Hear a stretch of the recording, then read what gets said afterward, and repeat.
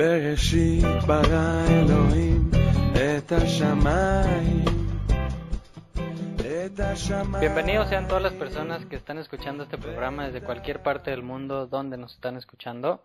Hoy estudiaremos la porción de la Torá llamada Beshalach, programa número 16, que consiste en los capítulos de Éxodo 13, nos habíamos quedado en el versículo 17, hasta el capítulo 17 completo, que termina en el versículo 16.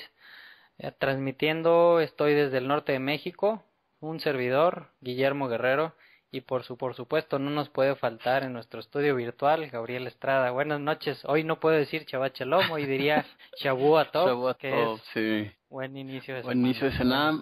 Pues estamos a punto de comenzar la semana, prácticamente está terminando Shabbat. Muchas gracias por la invitación. Y pues otra vez, Memo, hacernos preguntas raras, difíciles y pues esa es la idea, ¿no? Y de hecho fíjate que de eso se trata la parashá, de hacernos preguntas difíciles, aunque no lo creas. Creo que algo hay de eso, sí, cómo no. Y pues bueno, les recuerdo que este y todos los programas, los 16, están disponibles para ser escuchados de forma gratuita, si es la primera vez que nos escuchas, en la página buscandoloescondido.com, ya sea en esa página o también puedes irte a la página de YouTube, esa red social tan famosa donde están muchos videos, y en la barra donde buscas en YouTube puedes escribir Maravillas Escondidas en la Torá y ahí aparecerán muy rápido luego una lista de reproducción con todos las porciones que hemos grabado. En la página en buscandoloescondido.com salen un resumen al principio con los últimos 10 capítulos, pero también hay un menú donde puedes escoger si Génesis o Éxodo, que son las dos capítulos que hemos estudiado hasta ahorita, libros, perdón, y adentro de cada uno de esos libros pues vienen todas las porciones donde en una lista donde la puedes escoger, te manda a la página de cada porción y en esa página pues tenemos normalmente una imagen representativa de lo que vamos a platicar, un resumencito, despuesito ahí viene una barra donde puedes picarle el play para empezar a escuchar de inmediato el estudio, o bien abajito de esa barra negra con el triangulito de play, dice una leyenda, bajar el audio a tu computadora, donde si le picas con el botón derecho de tu mouse, te va a decir, seleccionas el Save As o guardar link en, y ya lo guardas en tu disco duro C o en el D o en cualquier letra que tengas en tu computadora. No sé si a ti se te haya dificultado alguna vez, Gabriel. No, pero fíjate que me han preguntado mucho sobre cómo hacerle, entonces me parece excelente que hagas este resumen. Entonces significa que podemos bajar los audios de buscandoloescondido.com y en YouTube en Maravillas Escondidas en la Torá, ¿verdad? Así es, en YouTube, si buscas Buscándolo Escondido en YouTube, te va a mandar al canal donde aparte de los programas también hay algunas canciones infantiles en hebreo y algunos documentales que he ido subiendo, o bien si buscas Maravillas Escondidas en la Torá tal cual, te lleva a la página donde están solamente los programas. Qué bueno, es bueno saber eso entonces, así para nosotros también pasar la voz, ¿no? De exactamente en dónde pueden escuchar los audios, porque por ahí me han dicho que de repente se les hace más fácil escucharlos de YouTube. Por supuesto que en YouTube pues no hay la ventaja de que puedan ser descargados en la computadora, pero bueno, si hay gente a la que se le facilita, bueno, pues correremos la voz así. Sí, precisamente por eso los empecé a subir ahí, también pues porque si a mucha gente le gusta más o se le hace más fácil encontrar por ahí las cosas. Exacto, sí, habemos muchos, Memo. Y pues bueno, entonces hoy está muy interesante, está un poco larga. Vamos a abarcar varios temas, varias cosas que sucedieron. Ya nos acordamos que va saliendo el pueblo de Israel de Egipto, ya pasaron las 10 plagas, ya por fin Faraón le dijo a Moisés y Aarón, ya váyanse de aquí, llévense a todos los hebreos.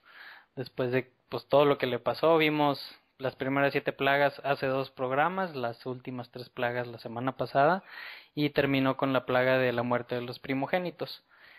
Y entonces pues el pueblo de Israel va saliendo de Egipto y vivimos por último que se le había juntado también personas egipcias y pues de otros países que vivían en Egipto, ¿no? Una multitud de naciones salió junto con el pueblo de Israel.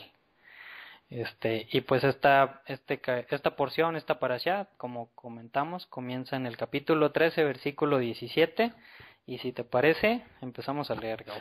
¿No vamos a orar hoy? Pues bueno. oremos. ¿Qué te parece si hoy tú nos ayudas? Ay, bueno, lo que pasa es que siempre es una oración, pero pues bueno, vamos a hacerlo vamos a hacerlo orando. Bueno, pues Señor, muchísimas gracias por la oportunidad que nos das el día de hoy de haber terminado un día de reposo para aquellos que guardamos este Shabbat. Y en general para todos, gracias por la oportunidad que nos das de conocerte un poco más, de abrir nuestros ojos y sorprendernos de reconocer cómo has manifestado tu naturaleza a todos los seres humanos. Y pues abre nuestro entendimiento, Señor, y danos la capacidad de entender exactamente lo que nos quieres decir y de ser bien sensibles a tu voz. Venimos a ti no por nuestros méritos, sino por los méritos de tu Hijo Yeshua, como la gente lo conoce, Jesús, el Mesías, el Rey de Israel. Amén. Amén, amén. Pues muchas gracias, Gabriel. Y pues bueno, entonces dice el texto, el día de hoy voy a leer una versión que se llama Biblia textual. Hoy no voy a leer la versión Kadosh israelita, que es la que normalmente utilizo. Entonces en esta versión dice, y sucedió que cuando Faraón dejó partir al pueblo, Dios no los condujo por el camino de la tierra de los filisteos, aunque estaba próximo, porque dijo Dios, no sea que el pueblo se arrepienta cuando vea guerra y se vuelva a Egipto. O sea que Dios, aun y que el pueblo salió y pues imagínate cómo iban todos alegres, todos contentos, al final de la porción pasada decía en el hebreo que salieron con los puños arriba, o sea, con toda la actitud, por así decirlo. Y a lo mejor si Dios sabía que aunque estaban con todo adentro de sí, con las ganas de salir de ahí, sabía que no estaban listos. Y si los mandaba por el camino, por así decirlo, fácil, a lo mejor si empezaban a ver que se les ponía difícil con los filisteos, iban a decir, no, mejor nos regresamos. Y vamos a ver que aunque los mandó por otro lado, también se empezaron a arrepentir un poco y empezaron a quejarse. Claro, y sobre todo, ¿sabes qué? Es bien interesante tratar de imaginarnos cómo es la actitud de las otras personas, ¿no? Mientras que los israelitas salen con las manos en alto, ¿cómo crees que estén los egipcios? ¿Cómo crees que esté Moisés? ¿No? O sea, decir Moisés, pues yo oigo una voz que me habla y ahí voy al frente de este pueblo, ojalá me vaya bien, ahora sí que ha de haber pensado que Dios me acompañe. Y pues le das, ¿no? Pero aún así la zozobra de qué va a suceder, cómo va a suceder, ¿no? Qué extraño camino por el que ellos van. Pero todo tiene una explicación y un sentido, ¿no? Entonces eso va a ser lo padre, descubrir todo esto, ¿no? Sí, porque obviamente que Dios hablaba con Moisés y le dijo ciertas cosas, le dijo que hiciera, pero no le dijo después qué iba a pasar. Entonces, como dices, o sea, va saliendo Moisés a la deriva y pues confiando solamente en Dios, porque vamos a ver que pues no sabía ni qué hacer cuando llegan a ese punto donde están entre la espada y la pared, ¿no? Esa pregunta, ¿y ahora qué hago, Dios? ¿Por qué me trajiste hasta aquí? Exacto. Entonces ahora sí que iba como Abraham, ¿no? Como el padre de la fe, Abraham, que le dijo, deja tu tierra y ve a la tierra que te voy a decir dónde. Así iba Moisés, pero no solo con su familia y su tribu, sino con 3 millones de personas. O sea, qué gran responsabilidad. Dice entonces, así pues, Dios desvió al pueblo por el camino del desierto hacia el Mar Rojo, y los hijos de Israel subieron pertrechados de la tierra de Egipto. Moisés tomó consigo los huesos de José. No sé si recuerdan, hace varias porciones, cuando José estaba a punto de morir, les dijo, aquí me van a enterrar aquí, pero cuando salgan dentro de 100, 200, 300, 400, 500, los años que sean, cuando salgan de aquí y vayan hacia la tierra prometida, por favor, lleven mis huesos y entiérrenlos junto con mi pueblo, ¿no? Junto con mis antepasados. Y pues vemos que aquí No sabemos exactamente cuántos años había pasado el pueblo en Egipto. Habíamos visto la porción pasada que decía que llevaban 430 años, no desde que estuvieron en Egipto, sino un poco antes. La historia y la tradición judía enseña que estuvieron aproximadamente 230 años en Egipto. Entonces, 230 años después, una promesa que hicieron, la cumplieron. Y eso pues también habla muy bien pues del pueblo hebreo, ¿no? Claro, y fíjate que una cosa que a mí me impresionó mucho, Memo, ahora que estaba repasando la parasha, es que los comentaristas rabínicos, específicamente Rambam, ya comentaba hace muchísimos años que en París, allá por el año 1200, si mi memoria no me falla, que no debía ser el Mar Rojo, sino debía ser un lago, y que debía ser un lago donde habían crecido juncos, ya que la expresión que se traduce en nuestras Biblias como Mar Rojo, por una mala interpretación y pensar que Dios abrió el Mar Rojo, en realidad debe traducirse como el Mar de los Juncos. Entonces él decía que debía ser un lago, ¿no? Qué interesante es que las últimas investigaciones señalan a que más bien fue un lago, ¿no? Que ahorita ya se encuentra seco, como lo vimos en la película esta que publicaste sobre el Éxodo decodificado, ¿eh? Se me hizo muy interesante. Sí, y también, bueno, también he escuchado comentarios rabínicos y caraítas que dicen que ellos pues han estado ahí en la tierra buscando por dónde sería lo más, no por este lado que dices, por ese lago seco, sino buscando más por el Mar Rojo, y dicen que ellos piensan que hay una provincia que se llama Nueva, piensan que eso que es ya casi en la orilla del Mar Rojo, donde todo se presta a que por ahí pudo haber sido, que es donde está menos profundo el agua. Y escuché comentarios también que en alguna vez que hicieron estudios hace 20 años, que encontraron varios cuerpos y algunas ruedas de carruajes en esa parte del mar, por la provincia de Nueva. Órale. Y tiene una distancia aproximada de 16 kilómetros para cruzarlo. O sea, está largo. Claro, sí, por supuesto. Entonces, pues bueno, por donde haya sido, pues fue. Sí, sucedió. Así sí, es. y fíjate que ese punto en el que concluye sí es muy importante, porque no debemos de olvidar que este episodio de la Biblia es el que va a marcar algo en el pueblo de Israel, que va a ser tan impresionante, que va a hacer que ellos lo transmitan de generación en generación hasta la actualidad, ¿no? Entonces, cuando nos preguntamos por qué es que le dan tanta importancia a la imagen del Éxodo, cuando para la mayoría de los países cristianos, pues es una historia más de una escuela dominical, ¿no? O sea, tú dices, sí, pues, ¿qué vimos hoy, este domingo? No, pues el Éxodo, ¿no? Y pasa mucho tiempo y de repente vuelves a ver allá el Éxodo. Sin embargo, para el judaísmo es un tema central. Para poder entender esto, podemos seguir en la charla y vamos a tratar de ponernos en el lugar otra vez, como lo he venido repitiendo, de ellos, para ver por qué este episodio fue tan importante y ponerlo en perspectiva, ¿no? Pues sigamos leyendo. Entonces dice algo que me parece bien padre, ¿no? Que dice: y Yud-Hei Vав-Hei marchaba delante de ellos de día en una columna de nube para guiarlos por el camino, y de noche en una columna de fuego para alumbrarles, a fin de que caminaran de día y de noche. O sea, qué padre, ¿no? Que veas la presencia, o sea, que veas que ahí hay algo sobrenatural que te está cuidando de día y de noche. Claro, y yo te quisiera hacer una pregunta. ¿Quién va delante de ellos? ¿Quién dice el texto que va delante de ellos? Pues Yud-Hei Vав-Hei. Ajá, el Dios Todopoderoso. Más adelante vamos a ver una contradicción, fíjate. Pero bueno, quería hacer esta pregunta porque sí nos va a llevar a algo muy interesante. Y la otra pregunta es: ¿qué significará una columna de fuego para proporcionarles luz? De noche, por supuesto, y una columna de nube en el día.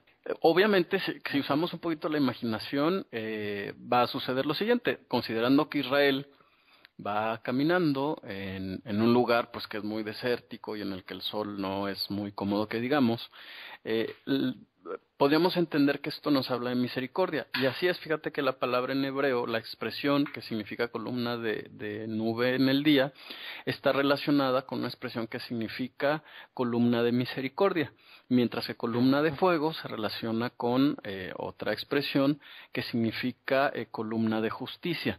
No va a ser casualidad que la columna de fuego va a llegar un momento en que se va a poner detrás de ellos para darle oscuridad a los egipcios, pero luz a los israelitas.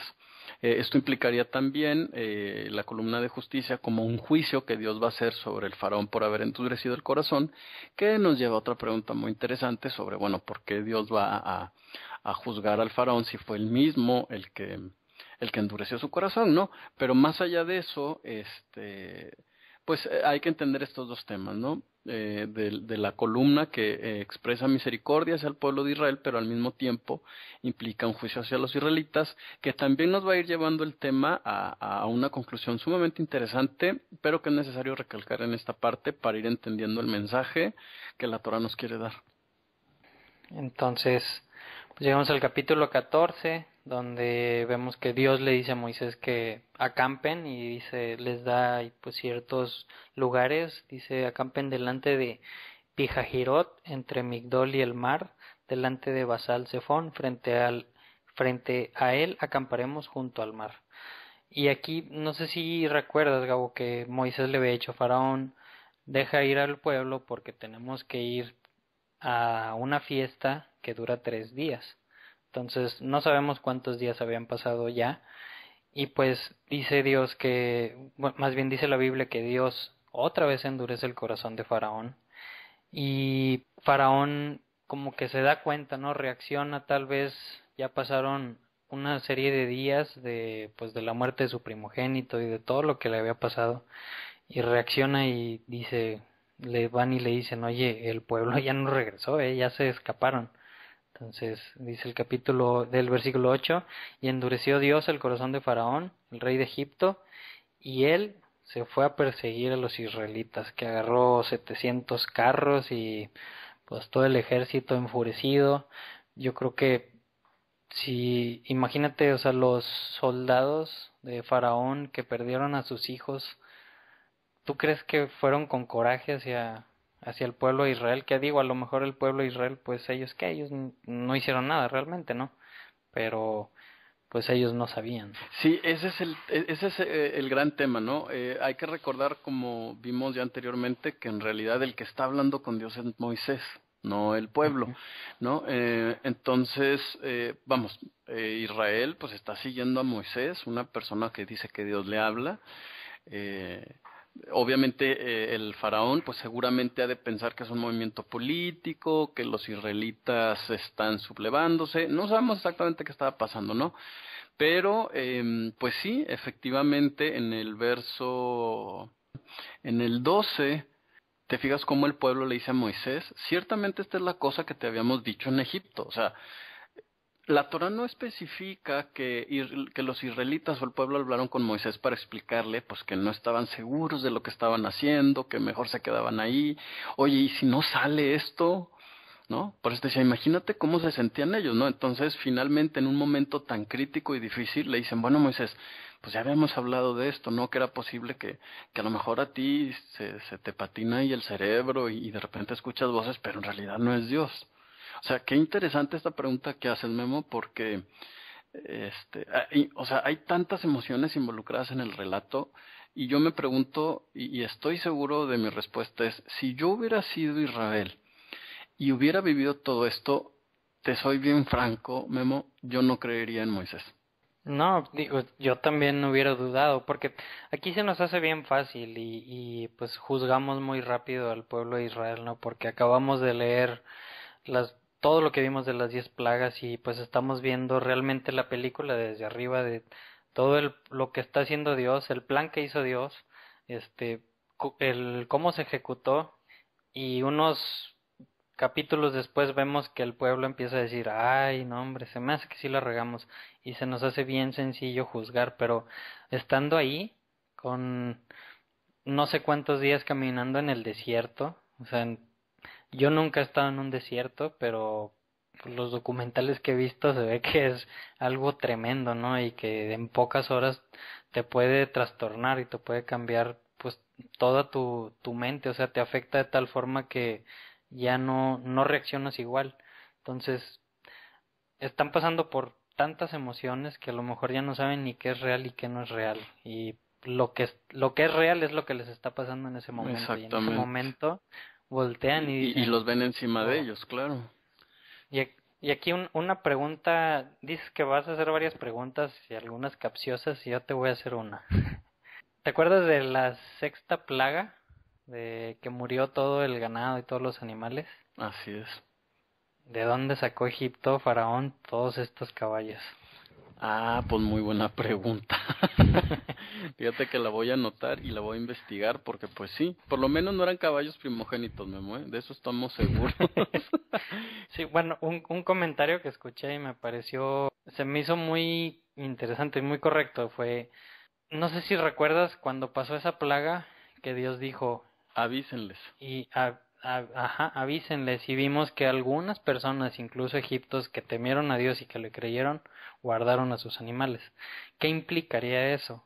Que incluso los soldados, la élite de Faraón, temía a Dios y le hizo caso y guardó a sus animales. ¿Por qué? Porque después Dios iba a usar esos animales para jalar a este ejército para ir atrás del pueblo de Israel. Claro, claro. Sí, sí, sí. Tiene mucho sentido.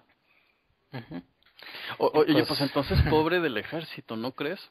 Porque fíjate cómo en el sí. verso 20, pues precisamente sucede esto que decíamos hace rato, que viene la nube y da oscuridad al ejército, mientras que ilumina la noche para los israelitas. Ahora, otra pregunta que yo quiero hacer y que va muy relacionada con esto que acabas de preguntar es, imagínate que ellos creían en el Dios de Israel o no creían, ¿no? Cualquiera de las dos posibilidades. Si ves que se abre el mar, ¿qué tienen en su cabeza para irse a meter al mar estos cuates? Yo veo que se abre el mar y yo corro, Memo, ¿sí me explico? O sea, yo no voy y digo, ah, bueno, me meto. O sea, no, pero ¿por qué se meten Y ahora, si creen en el Dios de Israel, pues con más razón, ¿no? Digo, es evidente que el Dios de ellos está luchando en pro de ellos. ¿Qué voy a ir a hacer a Ujú. meterme en el agua? No veían la posibilidad. O sea, y de Sí. aquí podemos llegar a muchas conclusiones, ¿eh? La verdad es que la obediencia de tantos ejércitos que vemos en la tierra, la obediencia ciega a veces, pues sí nos hace, ¿no? Que a veces vayamos por encima de nuestra capacidad de pensar y de razonar y decir, no me voy a meter en problemas, ¿no? En nuestra vida diaria, ¿no? Prácticamente los problemas que tenemos, pues son porque no utilizamos nuestra capacidad de raciocinio y decimos, pero ¿en qué estaba pensando, no? O sea, ¿o por qué Sí. yo haría eso? Sin embargo, pues sucede, ¿no? Y un ejemplo, pues es este. Sí, estoy recapitulando un poco, pues bueno, viene el ejército a galope buscando llegar a donde está todo el pueblo de Israel, imagínate, aproximadamente unos 3 millones, un poco más, un poco menos de personas en la orilla del mar, en la playa, y de repente voltean y ven que viene el ejército, al menos 700 caballerizas, todos temieron, ¿no? Porque el pueblo de Israel pues había hombres, pero pues había mujeres, había niños, había ganado, ancianos, y no tenían para dónde correr, porque ahí los llevó Dios. Claro. Oye, una pregunta ahí, fíjate, en el verso 19, ¿cómo dice tu versión, Memo? Dice, entonces el ángel de Dios, que sabemos que normalmente dice el malaj de Dios, que marchaba delante del campamento, y aquí está la contradicción que Ajá. decías, de Israel, se puso detrás de Claro, ellos. y entonces la pregunta es, ¿iba Dios delante de ellos o iba el ángel delante de ellos? Pues obviamente que era el ángel. Pero entonces no iba Dios, o sea, ¿Dios los desamparó o a qué se referirá este verso? Pues no, como ya hemos platicado algunas veces, ¿qué quiere decir el ángel o el enviado de Dios, el malaj de Dios? Pues quiere decir un enviado que lleva un mensaje o que lleva una misión, un propósito y que tiene todo el poder de Dios, o sea, que Dios le da todo el poder. Claro, ahora, ¿este ángel realmente tenía todo el poder o nada más estaba facultado para ciertas cosas? Fíjate que si vemos, digo, coincido definitivamente con lo que dices, en Éxodo 20, más adelante, va a Ujú. explicar que este ángel no tiene capacidad o no está autorizado para perdonar pecados. Okay. Yo creo que iba con o sea, con todo el poder de Dios, pero para hacer alguna misión, claro, o algún que mensaje. aparentemente tiene que ver con el juicio de Egipto y con la liberación de Israel. O sea, lo que estamos viendo en realidad aquí son dos caras de una misma moneda. Entonces, es muy interesante que en Éxodo 20, del 20 al 23, explique que este ángel no está facultado para perdonar pecados. La siguiente pregunta entonces forzosa es, ¿por qué no está facultado para perdonar pecados? ¿Por qué será? ¿Por qué será? Y entonces, bueno, pues prácticamente la única razón que encontramos es, pues porque Dios no se lo autorizó. Dice, ¿sabes qué? Tu misión es esta y tú no vas a perdonar pecados, es más, no estás autorizado. Entonces vamos a encontrar más adelante en el Nuevo Testamento a alguien que dice, pues yo sí estoy autorizado para perdonar pecados. Y lo demuestra además. Sí. Yo te quisiera hacer una pregunta, Memo. Si tú que tienes una hija, si tu hija cuando crezca un día te dice, oye papá, necesito que me acompañes a hacer un viaje, y tú le dices, hija, yo me aseguro de estar contigo siempre mientras pueda, ¿no? Y entonces resulta que a la mera hora tú no puedes, y entonces dices, ¿sabes qué? Pues te voy a mandar con un guarura. Te pregunto, ¿tu hija podría decir que la abandonaste? Ay, pues, qué difícil. O sea, ¿tú crees que tu hija te va a decir, híjole papá, tú dijiste que ibas a ir conmigo y no fuiste? ¿Podría ella decir eso? Podría decir que sí, podría claro. ser, ¿no? De alguna manera. Sí. O bien podría decir, bueno, pues no pudo venir mi papá, pero pues mando a alguien que pues trae la tarjeta de crédito de todas las que tiene Memo. Y entonces pues ya con eso me siento protegida. Tú podrías decirle, oye, pues no pude ir yo, pero mandé a un encargado. Por supuesto, no podemos equipararte con Dios porque pues Dios todo lo puede hacer.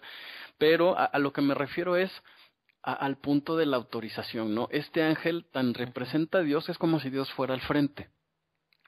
Esto implica que en la Torah sí cabe la figura del representante. Claro, un representante, ¿no? Igual como le pasó a José, ¿no? José pues era representante del faraón, y en todo se parecía al faraón menos en una cosa, en que todos se le sometían menos el faraón. El faraón decía, todo se te va a someter menos yo. Entonces, vamos a ver si en el Nuevo Testamento algún día se repite esta figura. Sí, muy claramente. Sin embargo, sí podemos entender que una cosa es Dios y otra cosa es el ángel, pero no implica que Dios no iba con ellos, ¿verdad? Esa es la conclusión. Ni que el ángel era Dios. Ni que el ángel era Dios, exactamente. Bueno, pues entonces andamos con el ejército, pero me desvié un poco, perdón. Pues bueno, pasa la escena, yo creo que que todos conocemos, que Moisés no sabe qué hacer, habla con Dios, le pregunta pues qué hacía. Sí. El pueblo pues ya no vimos, pero se empieza a quejar, ¿para qué nos trajiste a morir aquí? Mejor hubiéramos muerto en Egipto. Entonces pues le dice Dios, Moisés, párate enfrente del mar, levanta tu báculo, abre las manos y el mar se va a abrir y pues pasa. Claro. Y como dices, no, o sea, ahí había de dos sopas, o te animabas a meterte o te esperabas a que llegara el ejército egipcio. Entonces como que pues no tenían mucho para dónde escoger. Y sí, pues ha de haber sido algo impresionante que no me cabe en la cabeza. O sea, realmente no me puedo imaginar qué sintieron al ver eso que sucedió. Claro, o sea, digo, yo de perdido me asusto, ¿no? En el momento en que veo que se abre el mar, digo, aunque me convenga, pues sí me meto un buen susto, ¿no? O sea, sí. La impresión de ver que algo que no corresponde a la naturaleza está sucediendo definitivamente debió haber sido impresionante, ¿no? Y otra cosa aquí muy interesante en este pasaje, no sé si alguna vez te pareció que pareciera hasta grosero de alguna manera el verso 15 cuando le dice Dios a Moisés, ¿por qué clamas hacia mí? O sea, pues ¿cómo que por qué, Señor? Pues es que ¿a quién más clamo, no? Sí. ¿O cuál es la esencia? ¿Cuál crees tú que sea la esencia de ese pasaje? Pues porque aquí vemos que Dios les va a ayudar y les va a ayudar de gran manera, ¿no? Y además ya lo ha hecho, va a abrir el ¿no? mar. Pero también yo creo que el punto que quieres llegar es que ahí mismo en el versículo 15 dice, y di a los hijos de Israel que se pongan en marcha. Claro. O sea, yo pongo de mi parte, pero ustedes tienen que hacer algo. No voy a hacer todo por ustedes. Claro, y fíjate qué interesante porque Moisés pues voltea con eso y le dice, oye, pues ¿qué hago? Y a mí, ¿por qué me preguntas? Pues ya sabes lo que tienes que hacer, ¿no? Como que también el tema del liderazgo, de un liderazgo efectivo es, antes de que se quejen, pues muevan a la gente, ¿no? O sea, avancen, ¿no? Que se los prohíbe. Veo también a un Dios que quiere que sus hijos se esfuercen por ver lo invisible, ¿eh? Y esa es una exigencia muy dura, otra vez, digo, salvo lo que opines tú o la gente que nos escucha, ¿por qué Dios le exige algo tan difícil a Israel? Sí, sí, pues, o sea, ¿Cómo quieres que por piense qué te como tú? pregunto? Exacto. ¿Qué hago? Pues es que no sé qué hacer, ¿sí me explico? Sí, por eso te pregunto. Sí, y voy a estar haciendo estas preguntas porque vamos a llegar a una conclusión que de verdad la escuché hace un rato y de verdad me dejó con el ojo cuadrado. Bueno, prosigamos. Sí, pues si puedes subir una selfie para ver tus ojos A ver, cuadrados, déjame, ¿no? ya voy a usar Photoshop. Entonces, entonces, pues se mete en todo el pueblo, no me imagino cuánto tiempo estuvo abierto al mar para que pudiera cruzar 3 millones de personas, pues 1 kilómetro, 2 kilómetros, 16 kilómetros, los que hayan sido, 3 millones de personas son Sí, sí, muchas, con moverlas es animales, con dificilísimo, claro. niños, o sea, mucho tiempo estuvo abierto el mar. Y pues sabemos, ¿no? Lo que leías hace ratito en el versículo 20, que pues el ángel del Señor que se puso ahora atrás dándole luz al pueblo de Israel. ¿Por qué luz? Pues porque si el mar estaba abierto, pues me imagino que no entraba mucha luz hacia allá y les dificultó pues que no llegaran tan rápido el ejército de Egipto. Cuando sale el pueblo de Israel del mar, pues sabemos, ¿no? Y lo hemos visto en muchas películas, que se cierra el mar y pues algo que también genera muchas preguntas. Destruye todas las carretas, los caballos, los soldados, quedan todos muertos, quedan todos destruidos.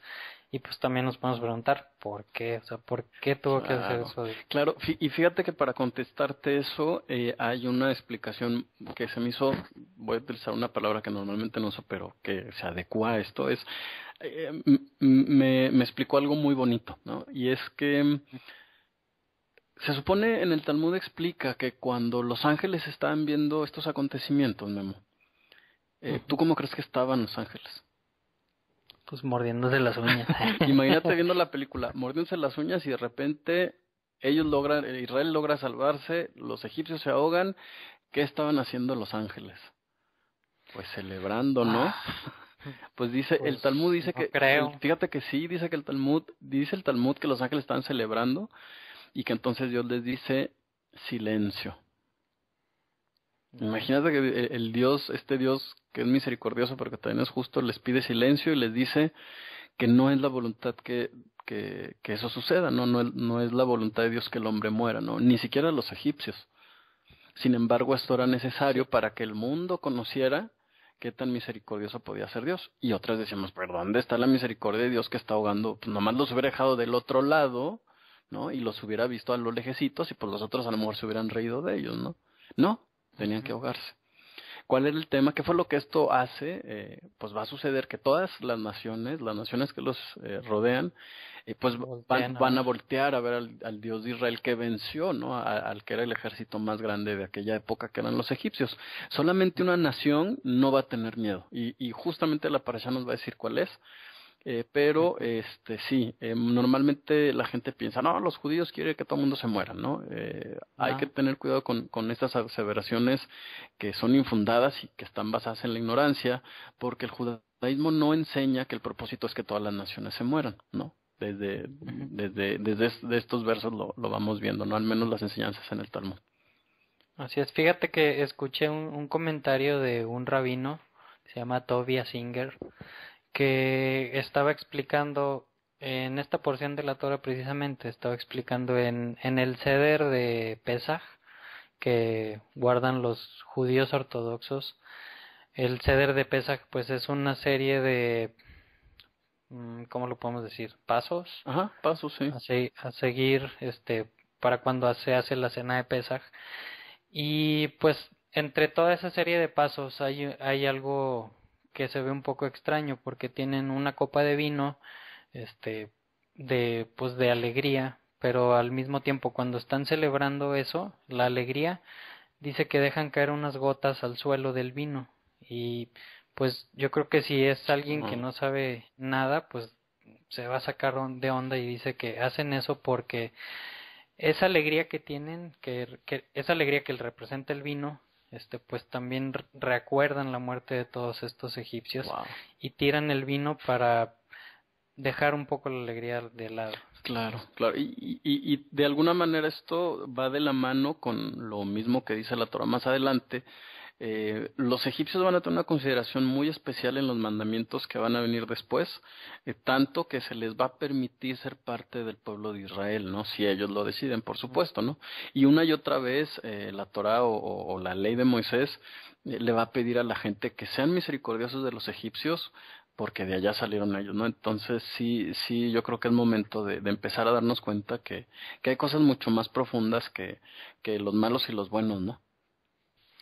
Y pues bueno, también otro comentario que había escuchado, o no me acuerdo si lo había leído o lo había escuchado hace un tiempo, sobre la muerte de todos estos egipcios en el mar, y también me hizo un poco de sentido, pero pues lo pongo en consideración, nada más pues lo comento. Es Faraón, cuando nació Moisés, el decreto de Faraón fue: echen a todos los niños hebreos al mar, ¿no? Uh-huh. Y mató, no sabemos a cuántos niños. Entonces fue como Dios es justo. Lo que decía ese comentario o ese libro, no recuerdo, era que aquí se hizo la justicia y cobró las vidas de todos los niños que habían echado al mar. Y igual los mató con agua, con mar, a todos estos soldados. Ya entiendo. Es sí. solamente pues un comentario y pues se me hizo interesante. Claro. Y ahí queda sobre la mesa.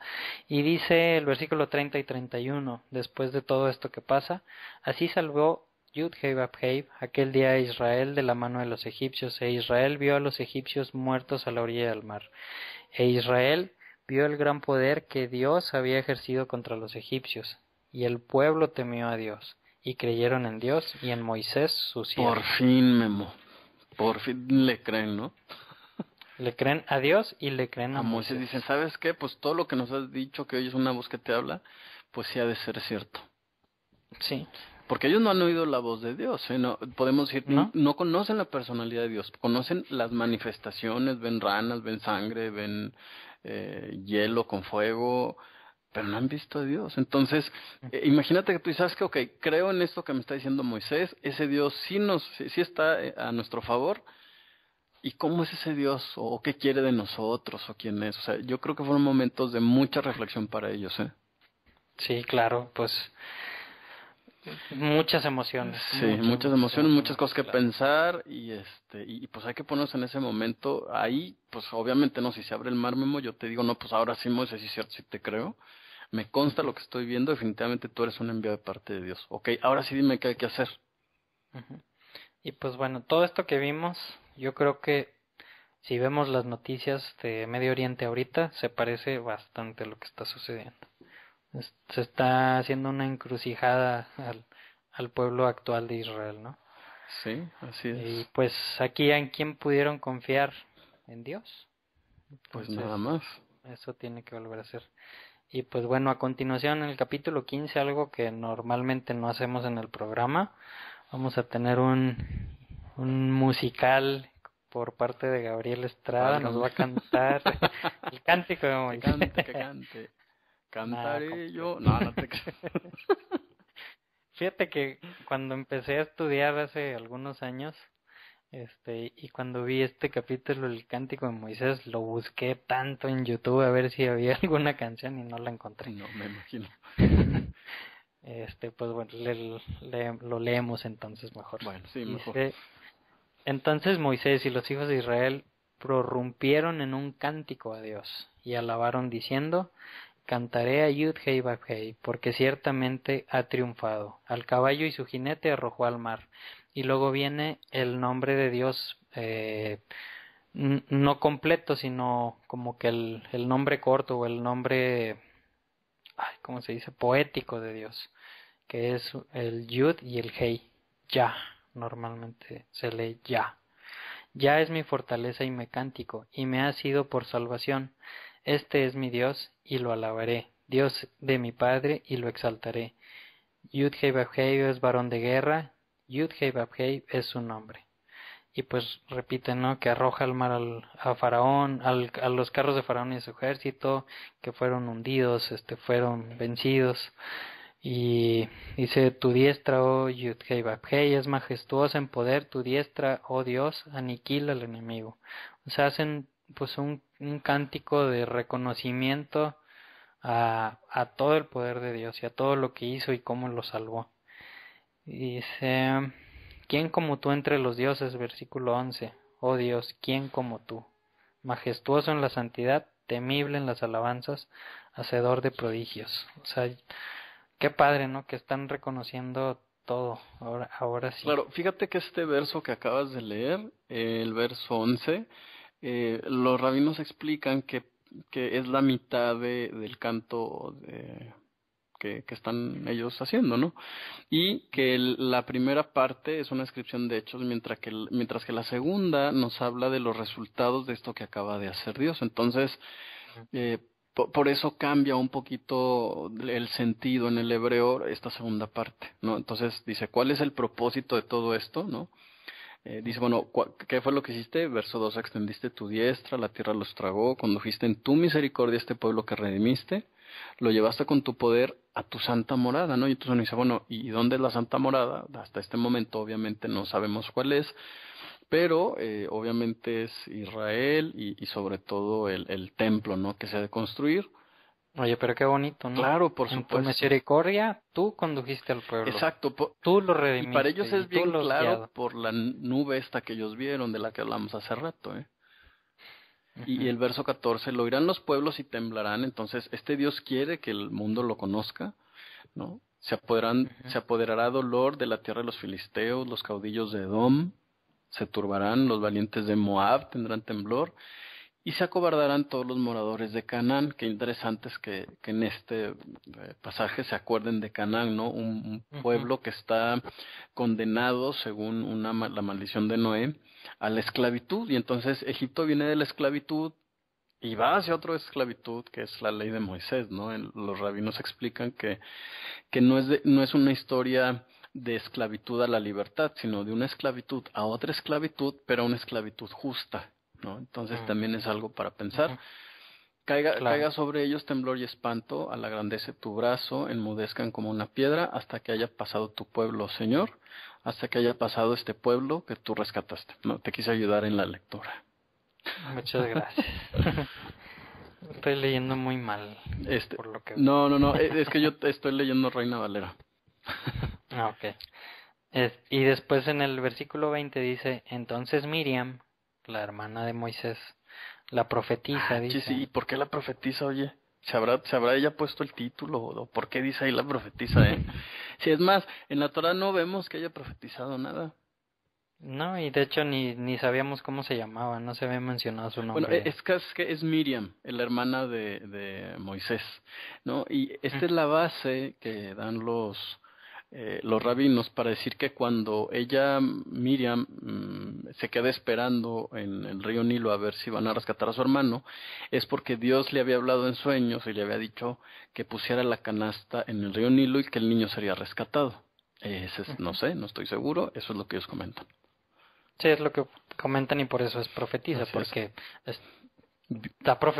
más bien profetizó lo que iba a pasar, ¿no? Que iba a ser salvado ese niño y que luego ese niño iba a salvar al pueblo. Claro.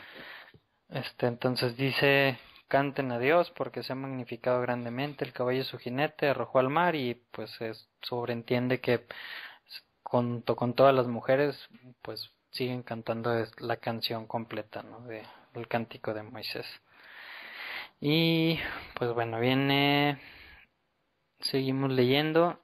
Y dice, segunda queja de la gente, ¿no? Qué raro que el pueblo, después de ver que se abre el mar, diga, oye, ¿por qué el agua está amarga? Pues sí. O sea, yo me preguntaba hace mucho, bueno, ¿y por qué simplemente no lo pidieron y ya? Sí. O sea, ya es la segunda. Antes, oye, nos vamos a morir aquí frente al mar. Ahora ok, ya se abrió el mar, híjole, ahora el agua está amarga. ¿Qué beberemos? Híjole, ¿qué beberemos ahora? Porque el agua sí no nos gusta. ¿No? Bueno. Sí, Pues la naturaleza humana. La naturaleza humana, así es. Y dice entonces él, quien Moisés, clamó a Dios, y Dios le mostró un árbol, el cual echó entre aguas, y las aguas se endulzaron, y allí le puso estatuto y decreto, y allí lo probó. Y dijo Dios, si oyes diligentemente la voz de Dios, y haces lo recto ante los ojos, y prestas oído a sus mandamientos, ¿cuáles? ¿Cuáles si todavía no los había dado? Y guardas todos sus estatutos, ¿cuáles? ¿Cuáles? Exacto. ¿Y cuáles crees que sean tu, Memo? Fíjate que más adelante, cuando aparezca lo del maná, le va a decir, el día séptimo no recojas el maná, como ya Dios te ha dicho. Entonces los rabinos interpretan que Dios empezó a dar preceptos básicos para que ellos pudieran ir viviendo en el desierto y algunas leyes relacionadas con el Shabbat. Eso sí, se fueron enseñando desde Adán y poco a poco. Exacto, ¿no? claro. A Abraham, a Isaac, a Jacob.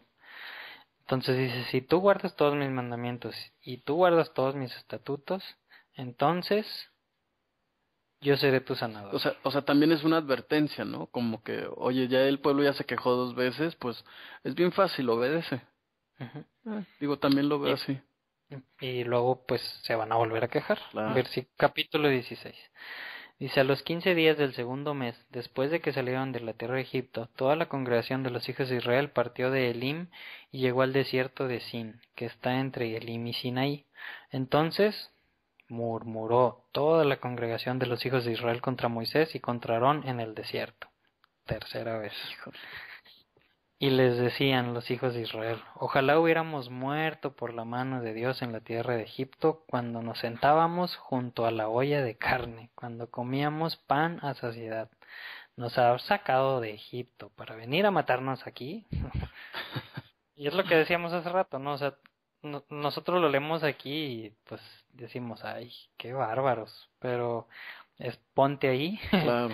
Sí, o sea, sobre todo los padres, ¿no? Que nos escuchan, que de repente, no, que a mi hijito no le pase nada, ¿no? Entonces imagínate decir, oye, pues ya no tenemos que comer, y pues mis hijos, ¿no? Las mamás lo brincan por los hijos, ¿no? Se sacan la carne de la boca con tal de darles de comer a los hijos. Entonces, imagínense la desesperación, y 3 millones de personas, ¿no? ¿Nos va a alcanzar a todos o no? ¿Qué hacemos? Sí, yo creo que tú y yo estaríamos murmurando. Sí, no, bueno, pero, y sabes que yo soy bien comelón, y fíjate, y te voy a decir por qué te digo esto, porque si te fijas, el problema, los rabinos explican que el problema con Israel no es la falta de comida, es la falta de abundancia. Y una abundancia que por supuesto es relativa, porque pues sí era abundancia, pero era una abundancia en términos de esclavitud, ¿no? Y en realidad no todos ellos siempre tenían acceso a todas estas comidas. Tan es así que los rabinos explican que muchos de ellos tenían que cavar como cerca del río Nilo, como pozos pequeños, para alcanzar ahí a pescar pescado, ¿no? Valga la redundancia, bueno, a pescar peces más bien. Entonces, a veces la vida diaria, que otra cosa, es que pasa un tiempo entre que se abrió el mar y después que se le piensan que se les está acabando la comida. Entonces, qué difícil, Memo, es leer la Biblia, entender, sentarnos en un Shabbat o al comienzo de una semana como hoy y leer la Biblia y admirarnos, y después enfrentar la vida diaria, ¿eh? O sea, si nos ponemos en perspectiva, vamos, todos dudamos, ¿no? Y Dios va a decir, no, hombre, de las cosas que se quejan estos muchachos, pero es difícil, ¿no? Y fíjate cómo responde Dios, o sea, en estas 3 veces que se han quejado, como nosotros decimos, no, ay, otra vez, pero Dios no les pone peros, o sea, realmente, ¿qué pasó hace rato? Pues le dijo Dios, mira, ahí está el árbol, de ahí va a salir agua. Y ahorita, ¿qué le contesta? No le dice, ay, este pueblo, ¿no? Dice, ¿por qué? Porque sabía que realmente tenía necesidad del pueblo. Pues sí. Dice, y Dios le dijo a Moisés, he aquí, yo hago llover para vosotros pan de los cielos. Órale. Y saldrá el pueblo y recogerá la ración diaria cada día, a fin de que yo lo pruebe, si andan en mi ley o no. Entonces, ¿cuál ley? ¿O qué es ley? O sea, más bien sería para que yo los pruebe si andan en mis instrucciones o no. Sí, claro. ¿Cuáles instrucciones? Dice, les dijo, voy a hacer que llueva pan para que salgan y agarren la porción que necesitan cada día. Pero En el sexto día sucederá que cuando preparen lo que han de traer, será el doble de lo que recogen cada día. O sea, si tú te comes 100 gramos cada día, el sexto día agarras 200. Dijeron pues Moisés y Aarón a todos los hijos de Israel, pues esto, ¿no? Que en la tarde van a ver que Dios los sacó de la tierra de Egipto, y en la mañana verán la gloria de Dios, porque Él ha oído nuestras murmuraciones contra Dios, pues porque nosotros estábamos murmurando. Y dijo Moisés: cuando Dios les dé por la tarde pan para comer, y por la mañana, carne para comer, y en la mañana pan para saciarlos, será porque Dios ha oído nuestras murmuraciones que han murmurado contra Él. Fíjate, o sea, no eran contra Moisés, Claro. las murmuraciones. Fíjate que otro comentario que yo sé que te va a gustar, Memo, es la versión hebrea dijo Moisés: cuando les dé el Señor, bueno, Adonai, a ustedes por la noche carne para comer y sustento por la mañana para saciarse. Los rabinos explican que el punto es que ellos entendieran que la abundancia no es tan buena, ¿no? Porque resulta que les da carne durante la noche, pero pan durante el día. Y entonces los rabinos comentan que en realidad el ser humano no necesita carne para comer. ¿Tú crees? ¡Yupi! Yo sabía que te iba a gustar porque tú eres vegetariano o eres vegano, no eres vegetariano, ¿verdad? Vegetariano. Entonces dice que es una manera de explicarle Dios a la gente que en realidad hay dos cosas que nos separan de Dios. Uno, la abundancia extrema, y la otra, la extrema pobreza. ¿No? Que una persona que tiene lo suficiente para vivir bien es una persona que se puede acercar más fácilmente a Dios. ¿Por qué? Pues porque no tiene esos distractores. Entonces, otra vez Dios está buscando el equilibrio y les está mostrando, ¿no? Según este comentario rabínico, yo sí como carne, le aclaro a la gente que nos escucha, que hay que buscar el equilibrio, ¿no? Entonces le dice: eso que ustedes vivían en Egipto, o a lo mejor ni siquiera lo veían, sino que ellos veían que lo hacían, pero los egipcios, ¿no? Que comían carne como si nada. Pues no es tan bueno, ¿no? O sea, no se trata de una abundancia exagerada que ya no sepas qué hacer con lo que tienes, ¿no? Entonces, no sé, se me hizo muy interesante eso también. Sí, claro. Háganse vegetarianos. No creo. Entonces, pues bueno, seguimos leyendo. Pues sucedió, ¿no? Y dice el versículo 13: y ocurrió que por la tarde subió la codorniz y cubrió el campamento, y pues obviamente se las comieron. Y por la mañana había una capa de rocío alrededor del campamento. Evaporada la capa de rocío, he aquí sobre la superficie del desierto había una cosa delgada a modo de escamas. No se ve muy apetecible. Delgada como la escarcha sobre la tierra. Cuando la vieron los hijos de Israel, se dijeron unos a otros: ¿cómo dicen los de? O man, en hebreo antiguo dice man. Ajá, y los comentarios dicen que en hebreo antiguo es man, pero también he escuchado otros comentarios de judíos caraítas que dicen que realmente no han encontrado que en el hebreo antiguo man significará ¿qué? Sino más bien que significa porción. Pues me haría sentido, ¿no? Claro. Esta es la porción que nos iba a dar Dios. Sí, o dijeron la porción. Pero dinos cuál es la porción, ¿no? ¿Cuál? ¿Eso? Sí, y después les dice que es un homer, ¿no? Un homer por cabeza. Entonces sí, tiene mucho sentido, fíjate. Sí, entonces dice Moisés: este es el pan que Dios nos va a dar para comer. Dice: esta es la palabra de Dios que Dios ha ordenado. Recojan de él cada uno lo que ha de comer, conforme al número de nuestras personas. Tomarán cada uno para los de su tienda, como dijiste, un homer por cabeza. Saludos a Homer, que nos está escuchando. Y los hijos de Israel lo hicieron así, y recogieron unos más y otros menos, pues dependiendo de las familias, y lo medían por homer, que también pues a veces cuando lleguemos hay una cuenta que se hace que se llama la cuenta de Homer, y pues todos dicen: ¿y qué es Homer? Claro, pues una unidad de medida. Dice: y no sobraba al que tenía mucho, y ni faltaba al que había recogido poco. O sea, cada quien recogía lo que necesitaba, ¿no? Dice: y Moisés les dijo: ninguno deje nada para la mañana. O sea, no agarres de más, no seas gandalla. Pero no obedecieron a Moisés, sino que algunos dejaron de él hasta la mañana, y crió gusanos y hedió. Guácala.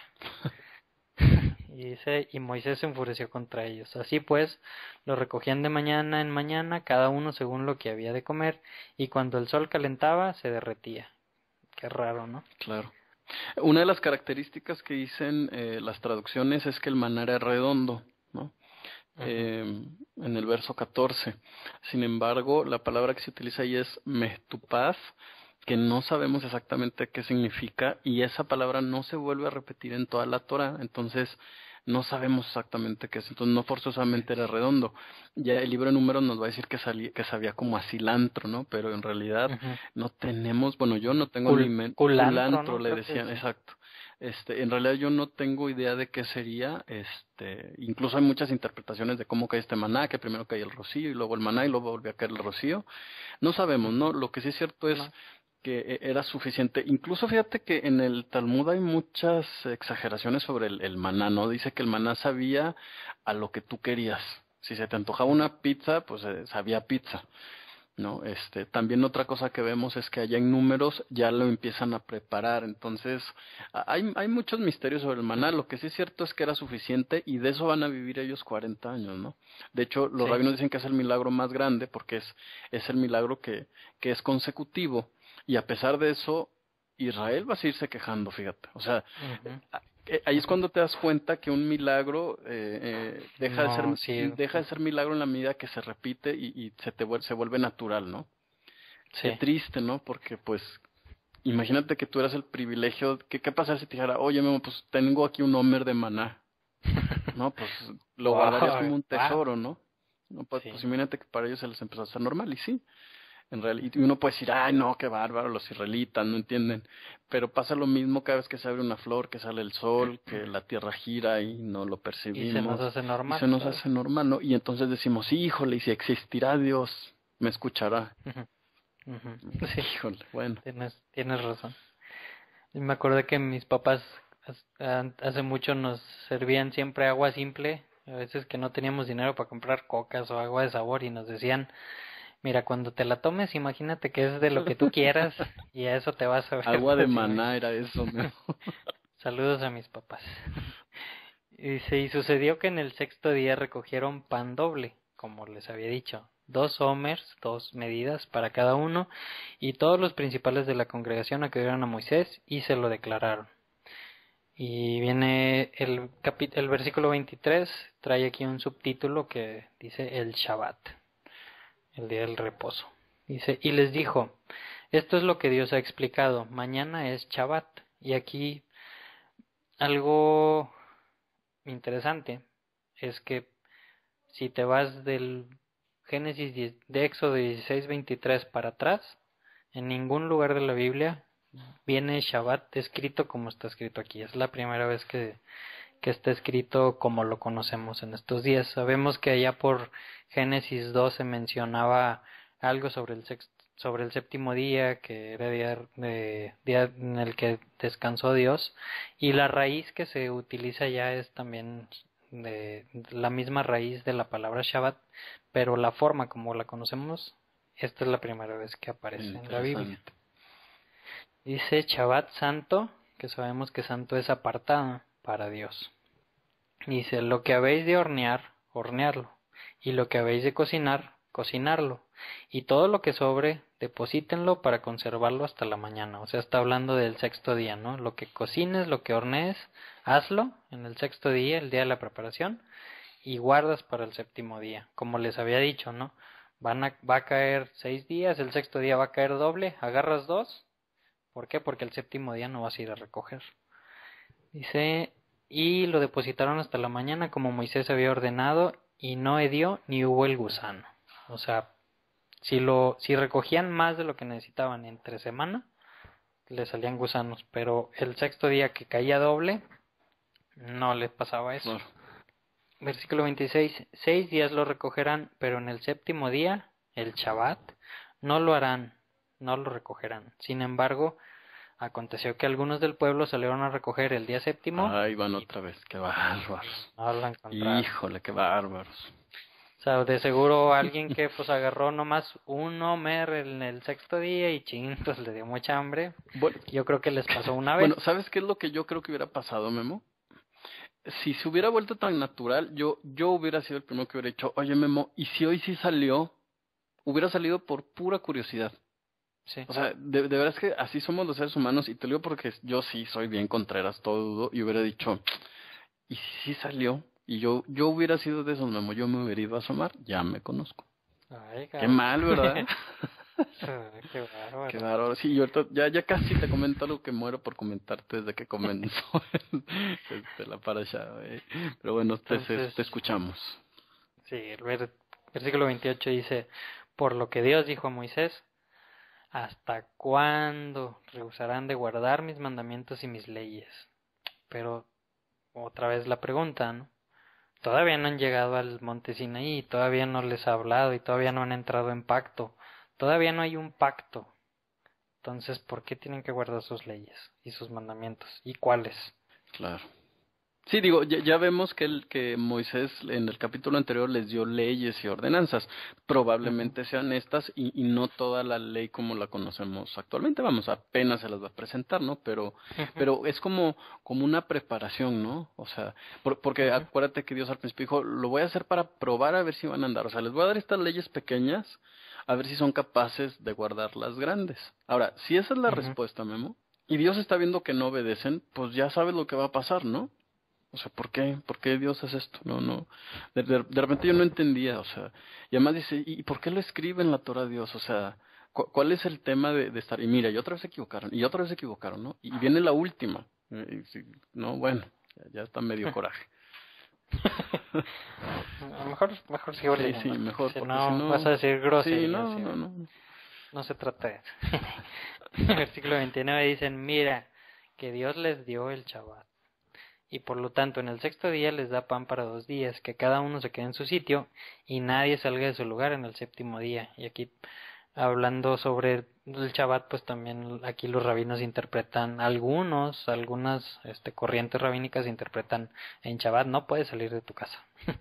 Y pues no es realmente pues lo que significaba, ¿no? Vemos por qué les dice eso, pues porque salían a buscar comida y ya les había dicho, Claro. no va a caer comida, ¿no? ¿En qué podíamos comparar esto en estos días? Pues no vayas al supermercado a buscar comida. Sí, o algo así, ¿no? Sí, exacto. O sea, concéntrate en una cosa, no en subsistir, ¿no? Entonces, bueno, dice, y reposó el pueblo el séptimo día, y la casa de Israel llamó su nombre maná, a lo que caía. Y dice, y era como granos de culantro blanco, y su sabor era como hojuela con miel. Pues a lo mejor no sabía tan feo. Dice, y Moisés dijo, esto es lo que Dios ha ordenado, llenen un homer de él y consérvelo por vuestras generaciones para que vean el pan que les hice comer en el desierto cuando lo saqué de la tierra de Egipto. ¿Dónde estará ese homer? Así es. Sí, da curiosidad. Claro. Y dijo Moisés a Aarón, toma una vasija y pon en ella un homer lleno de maná y ponlo delante de Dios a fin de conservarlo por vuestras generaciones. Así que Aarón así lo hizo y lo puso delante del testimonio. ¿Cuál testimonio? Fíjate que todavía no había exacto, la versión hebrea dice, como había ordenado el Señor a Moisés, lo depositó a Aarón ante el arca del testimonio en custodia. Pero resulta que esa arca se construye 2 años después de la salida de Egipto. Entonces, ¿cuál arca? Y la verdad no tengo respuesta, sigo preguntando. Sí, no ni yo. Digo, aquí en esta versión no dice arca del testimonio, nada más dice el testimonio, pero sí, pues la versión hebrea sí es tal cual. Entonces, pues no sabemos, si alguien sabe, avísennos. Ahí nos escriben, por favor. Dice, como Dios lo había ordenado, y así comieron los hijos de Israel maná 40 años hasta que entraron en la tierra prometida. Dice el versículo 36 nada más, un homer es la 10ª parte de la efa. Y pues bueno, viene el capítulo 17, ya es el último capítulo de la porción. Ya vamos un poquito atrasados en tiempo.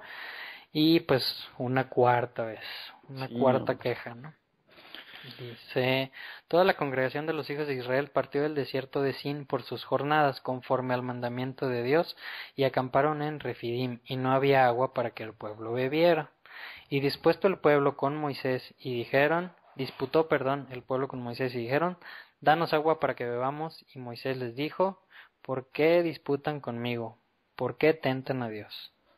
Así pues el pueblo tuvo ahí sed por falta de agua, y murmuró contra Moisés, y dijo: ¿para qué nos hiciste subir de Egipto para matarnos de sed, y no nos dejaste morir allá? O sea, otra vez. Claro. Y clamó Moisés a Dios diciendo: ¿qué haré con este pueblo? Un poco más y me apedrean. Y pues se ve así como que muy llorón Moisés, pero pues imagínate 3 millones de personas sedientas, enojadas, cansadas. No, pues yo creo que yo también me hubiera dado miedo. Claro, a la deriva, con un hombre que dirige que oye a Dios, pero pues no vemos, digo, de repente pues pasan cosas extraordinarias, pero eso en realidad no generaba fe en ellos, ¿no? Fíjate que la gran pregunta es, ¿tendrá algo esto que ver con el faraón, Memo? Te voy a decir por qué. Que esa en realidad es a lo que quería llegar. Obviamente todo este tema genial sobre cómo Dios da la mano a su pueblo y lo rescata, por supuesto, es un tema importantísimo, interesantísimo, aunque es algo que ya más o menos sabemos, ¿no? La parte en la que deberíamos de profundizar es, Dios endureció el corazón del faraón y hemos estado repitiéndonos una y otra vez. ¿Por qué? ¿Te acuerdas por qué? Para mostrarse al Exacto, mundo. porque Dios quería mostrarle al mundo cuán justo es, ¿no? Que tiene que ver con el tema de la nube de fuego en la noche que oscurece a los egipcios. ¿Será que Dios está endureciendo también el corazón de los israelitas? Y si es así, Pues, la pregunta es ¿para qué? Pues sí lo debe estar endureciendo. Claro, ¿no? Y tan es así bueno, pues si Dios les va a conceder todo lo que ellos piden, pues ¿para qué lo escribe Moisés? ¿No será que así como Dios quería demostrar la justicia a través del faraón, también Dios quiere mostrar al mundo la misericordia a través de Israel? Y a través de que lo escribió. Exacto, entonces esto para nosotros. Exactamente, para nosotros, porque una cosa que nos está explicando entonces, porque fíjate que nunca le recrimina al pueblo, el que recrimina mucho es Moisés, dice, no hombre, pues esto ya por poco y me matan, ¿no? O sea, por poco y me matan. Sin embargo, hay un elemento común tanto en el faraón como en los israelitas y es la duda. Tal parece que a Dios no le incomoda que dudemos. Vamos, no es un Dios que se sienta amenazado porque dudemos. Al contrario, va a usar la duda tanto del faraón como de los israelitas para enseñarnos algo. ¿Qué tan sano será hoy tener dudas? Pues muy bueno, ¿no? A lo mejor Dios nos revela algo. Sí, y digo, como has dicho en un par de ocasiones en las porciones, no puede salir nada malo de eso. Porque te puedes dar cuenta que estás equivocado y eso es bueno, o te puedes dar cuenta que estás en lo correcto y eso también es bueno. Exacto. Ahora, una cosa buena es que Israel nunca duda sobre lo mismo, sino va dudando sobre cosas diferentes. Por ejemplo, al principio decía, híjole, pues las aguas están amargas, ¿no? Híjole, no tenemos que comer, o no tenemos la abundancia de comida, ¿no? Oye, ¿sabes qué? Fíjate que pues ahora no vamos a tener agua, o se nos va a acabar, o qué vamos a hacer con las provisiones. Entonces, cada vez es un tema diferente, pero cada vez que ellos dudan y Dios les contesta, imagínate la relación que se están haciendo ellos con Dios. O sea, es una relación verdadera de una conversación con una contraparte. O sea, nosotros podemos decir, híjole, qué necios, pero la verdad es que nada sucede si no es porque Dios permite que suceda. Entonces, ¿cuánto crecieron ellos como persona? Como personas, imagínate el crecimiento espiritual, intelectual que no pudieron tener, ¿no? Sobre todo que cuando vienen saliendo de un pueblo en el que hay que manipular a los dioses y ofrecerles muchas cosas para que a ver si hacen lo que tú quieres, ¿no? En cambio, este Dios se les está manifestando como un Dios que sabe lo que necesitas, pero no te lo da porque tú quieras y tú dices, ¿no? Sino te da lo que necesitas, no lo que quieres. Eso es muy diferente, por supuesto. Entonces, sí me impresionó mucho que también algo me hace pensar que Dios está endureciendo el corazón de los israelitas y por algo lo dejó ahí escrito. Claro, sí, para mí. Para mí, exacto. También para mí, Memo. Pues sí. Bueno, te lo comparto, Gabriel. Ándale. Pues ya nos pasamos ¿cuánto? Más o menos. 10 minutos. Vamos a darle, sí, más o menos. Vamos a darle rápido ya lo que queda. Dice, y Dios dijo a Moisés, pasa al frente del pueblo y toma contigo entre los ancianos de Israel y toma también en tu mano la vara con la que golpeaste el Nilo y anda. Y sí, hemos visto muchas veces la vara, ¿no? Ujú. O sea, la vara le sirvió a Moisés para, primero, como prueba de Dios hacia Moisés y después de Moisés hacia Israel y después de Moisés hacia Faraón, y con la vara hizo muchos prodigios y muchas plagas. Después con la vara hizo que el mar se abriera y ahora con la vara les va a dar de beber. O sea, la vara, yo creo que más adelante vamos a ver como que toma mucha importancia para Moisés, ¿no? Le empieza a dar valor a la vara, Moisés. Dice, he aquí yo estoy delante de ti, ahí en la peña de Horeb, y golpearás la roca, y saldrán aguas de ella, y así beberá el pueblo. Y Moisés lo hizo, y así pasó. Entonces, aquí vemos un precedente que mucho más, bueno, no mucho más adelante, dentro de algunas semanas vamos a ver, ¿no? Vamos a regresar aquí. Golpeó la roca con la vara para que saliera agua. Dice, entonces llamó el nombre a aquel lugar Mashá y Meribá, y le puso así por el altercado de los hijos de Israel. Después viene algo que mencionabas hace ratito, ¿no? Había un pueblo que como que parecía que no temía a este Dios y a este pueblo de Israel. ¿Quiénes eran? Los Dice, amalequitas. entonces vino Amalek Sí. y luchó contra Israel en Refidim. ¿Y esos quiénes son?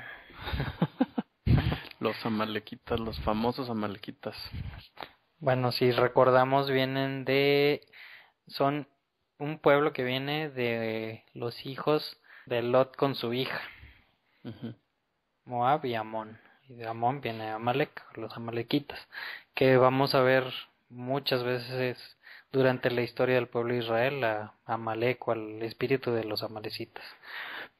Dice, y Moisés dijo a Josué, escógenos varones y sal a luchar contra Amalek. Mañana yo me pondré, un poco raro, en la cumbre de la colina, y vemos otra vez, y la vara de Dios estará en mi mano. Otra vez, la vara de Dios. E hizo Josué como Moisés le había dicho para combatir contra Amalek, y Moisés, Aarón y Hur, que Hur, pues ¿quién era? ¿Quién sabe? Ur, pues también, sí, fíjate que está chistoso porque desde donde salió Abraham, pero Ur ya se considera una ciudad, no una persona, ¿eh? Ujú. Sí, digo, y se menciona un Ur y pues algunos comentarios luego lo relacionan con algunos otros Ur que aparecen en números o en otros lados, pero realmente quién era esa persona que subió con Moisés y con Aarón, Claro. no sabemos, y pues yo creo que está bien que no sepamos. Hay que dudar y hay que investigar. Eso es lo que ha movido a los arqueólogos a buscar e investigar. Y es ahí lo que te digo, es cuando dudas, algo bueno sucede. Encuentras. Ujú. Dice, y sucedió que mientras Moisés tenía en alto sus brazos, no dice si tenía la vara o no, yo lo asumo que sí, por lo que dijo en el versículo 9, vencía a Israel. Pero cuando él bajaba sus brazos, vencía a Amalek. Fíjate que Qué hay raro, una ¿no? interpretación que dice que el verso debe de ser una referencia también a que oraba, no forzosamente que tenía los Ujú. brazos levantados. Sí, Puede ser, ¿no? Digo, me haría más lógica. claro, sí, pues porque pues sí Sí, está un sí, poco claro, raro, ¿no? no es que los brazos levantados tengan algún poder particular o que la vara tenga un poder, ¿no? Sino es más bien el poder de la oración, ¿no? Y dice, y como los brazos de Moisés se entumecían, se cansaban, pues Pues imagínate, sí, no sé cuánto tiempo duró. Yo creo que si los alzo a los 10 minutos ya no aguanto. Entonces dice pues que pusieron piedras abajo de los brazos para que no los bajara y pues así pudiera vencer Israel, ¿no? Y dice, y Josué deshizo a Amalek y a su pueblo a filo de espada. Y dijo Dios a Moisés, escribe esto como recordatorio en un rollo y ponlo en conocimiento de Josué. Yo borraré de toda la memoria de Amalek de debajo de los cielos. ¿Cuándo? Todavía no sabemos, ¿no? claro. Y Moisés edificó un altar. Bueno, por ahí hay alguna referencia en Apocalipsis, ¿no? Y Moisés edificó un altar y llamó su nombre Yud-Hei-Vab-Hei Nisi. Que Estandarte, creo es, ¿no? O señal, sí, o... este es mi estandarte. Sí. Porque dijo, y este es el último versículo de esta porción, por cuanto una mano fue alzada al trono de Jehová, o Yud-Heh-Vav-Heh, tendrá guerra contra Amalek de generación en generación. O sea, dijo en el versículo 14, escribe esto como recordatorio de que voy a borrar de la tierra a Amalek, pero después en el 16 dice, porque Amalek tendrá guerra contra mi pueblo de generación en generación. Qué interesante, ¿no? Claro. Sí, hay quienes dicen que incluso Hitler tratan de trazar por ahí una línea y dicen que Hitler era descendiente de los amalequitas, ¿no? ¿Será esto así? Pues sí, muy interesante, Memo. Pues y pues ya llegamos al final de este episodio, de esta porción, de esta parasha. Y pues no sé si tienes algún comentario, Gabo. Pues no, la verdad es que aprendí mucho, Memo, repasando esta parasha, es lo que sí te puedo decir. Me aclaré unas dudas, para variar tengo otras, y eso seguramente va a hacer que la próxima vez en un año que vuelva a estudiar esto, pues le busque, ¿no? Qué bueno es tener dudas, sería mi resumen. Claro. Pues si no hay más comentarios, les agradecemos por todo su tiempo, porque nos sintonizan cada semana alguna de vez en cuando o la primera vez. Gracias por tu tiempo, Gabriel. Hombre, ¿de qué? Espero que tú y todos los que nos están escuchando tengan una buena semana. Shabbat Shalom a los que nos escuchen en sábado. Y pues les deseo lo mejor, les deseo que estén guardando las leyes, los estatutos, como leímos hoy de Dios. ¿Para qué? Para que Dios esté con ustedes. Pues sin más, nos despedimos.